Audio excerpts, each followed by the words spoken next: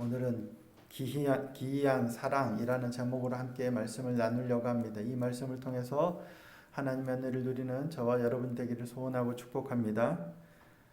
다윗과 요나단의 사랑을 기이한 사랑이다 라고 봅니다. 그들의 사랑과 우정은 우리도 너무 잘 알고 있죠. 찬양팀도 있죠. 다윗과 요나단이라는 찬양팀도 있습니다. 다윗과 요나단의 사랑과 우정이 얼마나 깊었는지 다윗은 기이하다라고 고백하기도 합니다. 자, 사무엘하 1장 26절 말씀입니다. 내 형 요나단이여, 내가 그대를 애통함은 그대는 내게 심히 아름다움이라. 그대가 나를 사랑함이 기이하여 여인의 사랑보다 더하였도다. 얼마나 사랑했으면 여인의 사랑보다 더했다라고 고백하고 있을까요? 그만큼 다윗과 요나단의 사랑이 참 대단했던 것 같습니다. 그렇다면 이와 같은 다윗과 요나단의 사랑과 우정이 누구 때문이었을까요? 이 사랑과 우정이 누구 때문에 가능했을까 하는 겁니다.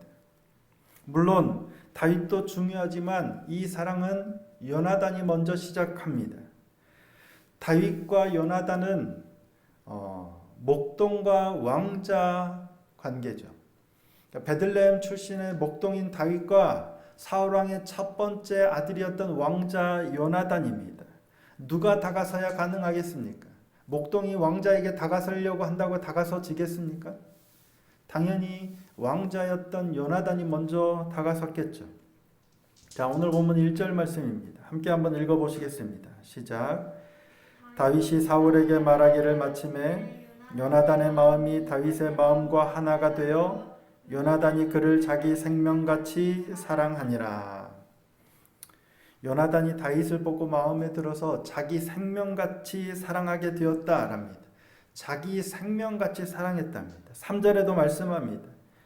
요나단은 다윗을 자기 생명같이 사랑하여 더불어 언약을 맺었습니다. 자기 생명같이 사랑해서 왕자가 목동 출신과 언약을 맺었답니다. 그리고 언약을 맺을 뿐만 아니라 자신이 줄 수 있는 가장 소중한 것은 다 줘버립니다. 자, 4절 말씀입니다. 요나단이 다윗에게 준 겁니다. 요나단이 자기가 입었던 겉옷을 벗어 다윗에게 주었고 자기의 군복과 칼과 활과 띠도 그리하였더라. 이게 얼마나 중요한 거예요. 겉옷과 군복과 칼과 활과 띠, 자신에게 있는, 자신이 지금 줄 수 있는 자신에게 가장 소중한 것을 다 그냥 다윗에게 준 거예요. 누군가가 마음에 들면 내가 줄 수 있는 가장 좋은 것 아끼지 않고 그에게 주잖아요. 그런 거예요. 지금 요나단은 자신이 다윗에게 주고 싶은, 줄 수 있는 가장 좋은 것은 다 줘버린 거예요. 왜? 그만큼 다윗에게 완전히 빠졌기 때문입니다. 다윗이 너무 마음에 든 거예요. 자, 1절 말씀을 다시 한번 보시겠습니다. 다윗이 사울에게 말하기를 마침에 요나단의 마음이 다윗의 마음과 하나가 되어 요나단이 그를 자기 생명같이 사랑하니라. 요나단의 마음과 다윗의 마음이 하나가 되어 그를 자기 생명같이 사랑했답니다. 그러니까 자기 마음하고 다윗의 마음이 똑같았던 거예요. 내 생각과 저 사람의 생각이 똑같은 거예요. 내가 추구하는 가치와 저 사람의 가치가 똑같은 거예요. 근데 다윗이 사울에게 말하기를 마침에, 그러니까 요나단은 다윗과 사울이 하는 말을 듣고 자신의 마음과 다윗의 마음이 하나가 됐던 겁니다. 자신의 마음과 일치했죠. 다윗의 말에서 다윗의 생각이, 다윗의 가치가, 다윗이 추구하는 것이 자신과 똑같이 일치함을 보고 그와 같이 사랑에 빠지게 됐다라는 마음입니다. 그러면 어떤 생각이었기에, 어떤 마음이었기에 요나단은 이처럼 다윗의 말을 듣고 다윗을 보고 그를 자기 생명같이 사랑하게 되었을까 하는 겁니다.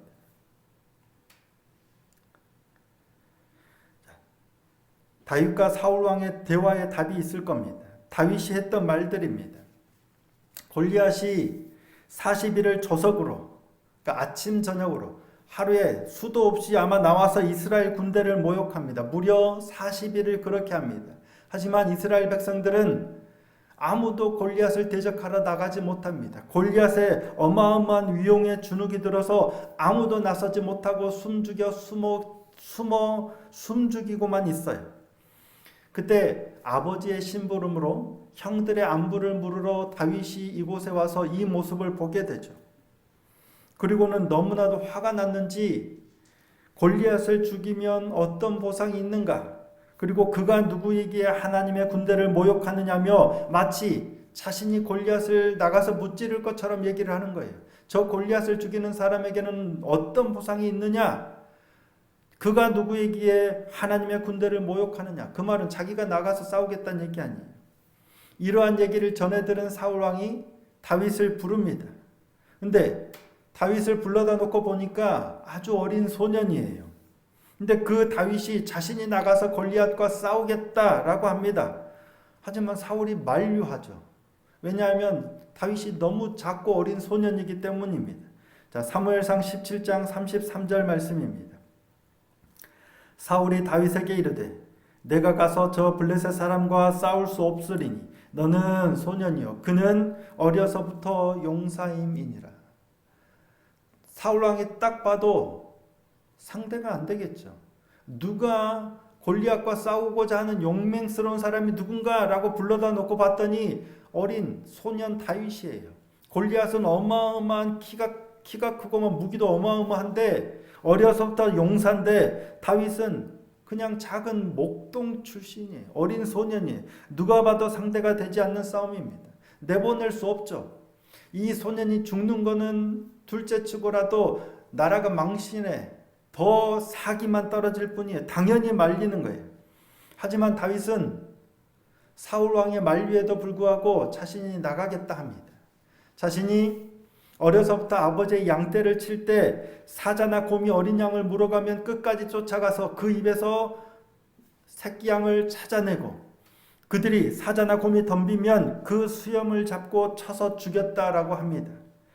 그러면서 하나님의 군대를 모욕한 이 블레셋 사람도 그 짐승의 하나와 같이 되리라 라고 얘기합니다. 자, 사무엘상 17장 36절 37절입니다. 주의 종이 사자와 곰도 쳤은즉 살아계시는 하나님의 군대를 모욕한 이 할례 받지 않은 블레셋 사람이리이까 그가 그 짐승의 하나와 같이 되리이다. 또 다윗이 이르되 여호와께서 나를 사자의 발톱과 곰의 발톱에서 건져내셨은즉 나를 이 블레셋 사람의 손에서도 건져내시리이다. 사울이 다윗에게 이르되 가라 여호와께서 너와 함께 계시기를 원하노라. 사울 왕은 처음에는 어린 소년 다윗의 모습을 보고 싸울 수 없다, 갈 수 없다라고 만류했지만 다윗이 여호와 하나님을 의지하는 모습을 보고 하나님을 신뢰하는 모습을 보고 그의 생각이 바뀝니다. 그리고는 가라 여호와께서 너와 함께 계시기를 원하노라 하면서 자신의 갑옷과 자신의 무기를 줍니다. 하지만 다윗이 그것들을 착용해보고 그것들을 너무 불편해서 벗어놓고 매끄러운 돌 5개를 자기 제구에 넣고 물매만 챙겨가지고 골리앗을 향해 나갑니다. 이때 요나단은 뭘 하고 있었을까요? 아마도 성경에 기록되어 있지는 않지만은 요나단이 그 모습을 다 지켜보고 있지 않았을까 싶습니다. 요나단은 사울 왕의 첫 번째 아들이에요. 식사 때에도 늘 왕과 함께 하고요.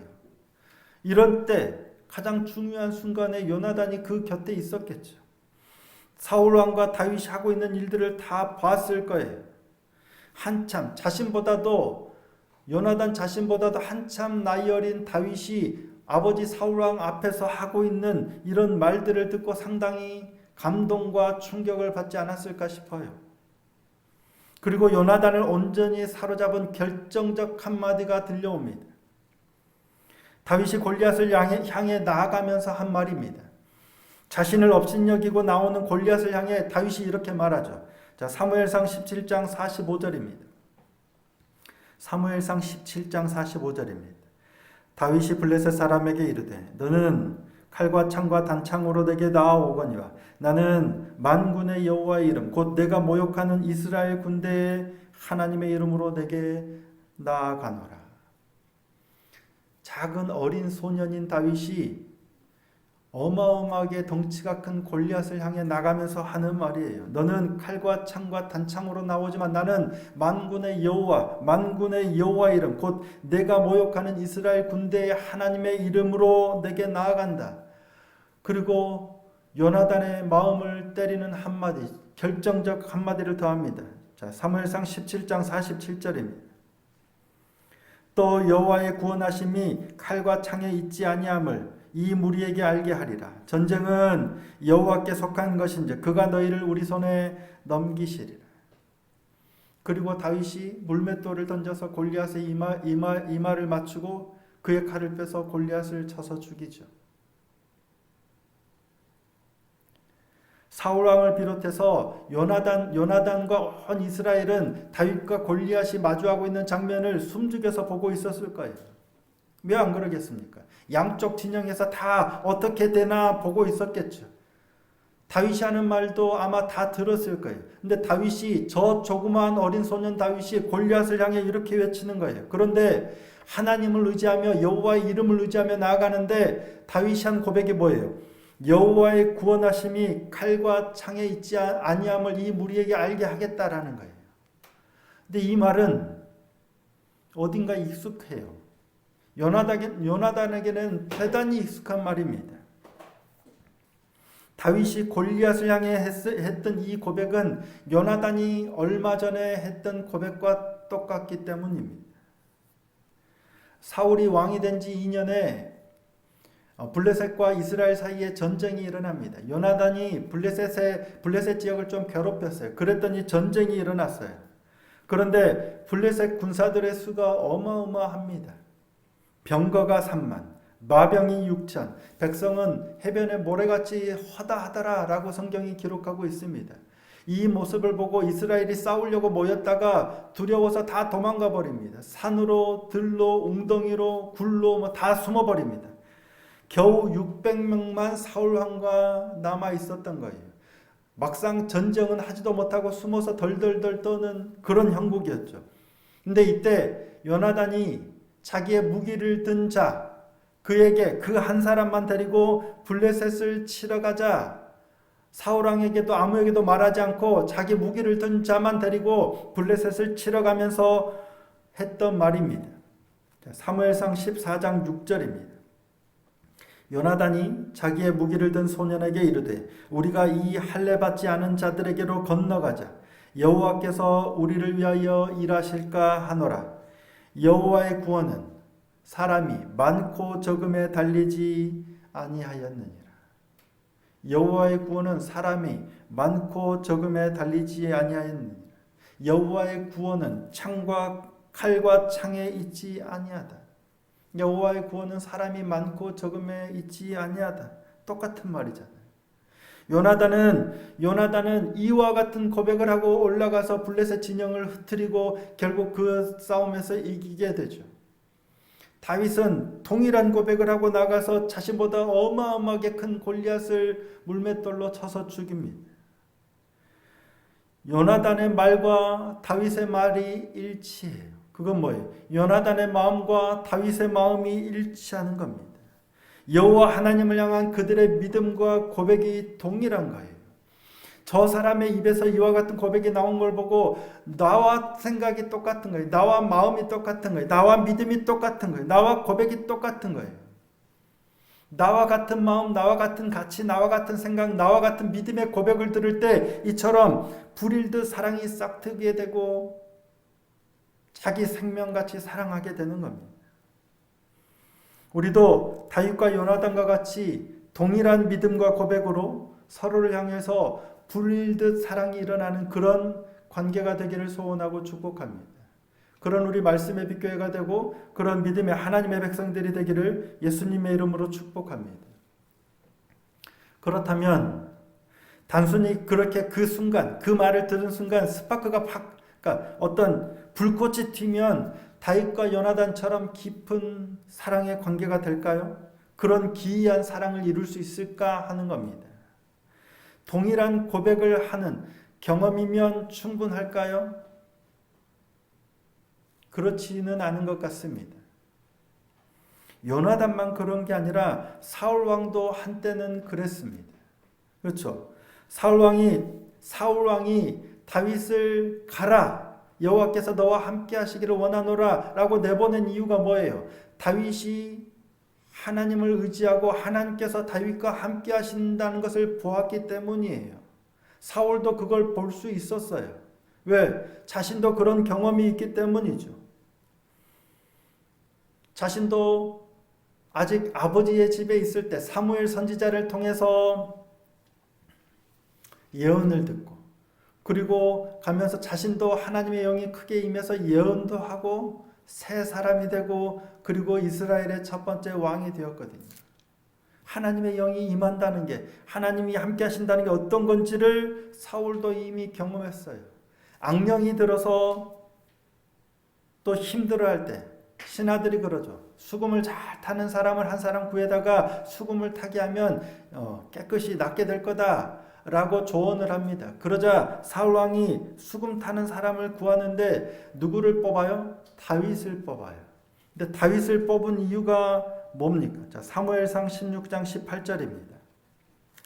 소년 중 한 사람이 대답하여 이르되 내가 베들레헴 사람 이새의 아들을 본즉, 다윗을 본즉 수금을 탈 줄 알고 용기와 무용과 구변이 있는 준수한 자라, 여호와께서 그와 함께 계시더이다 하더라.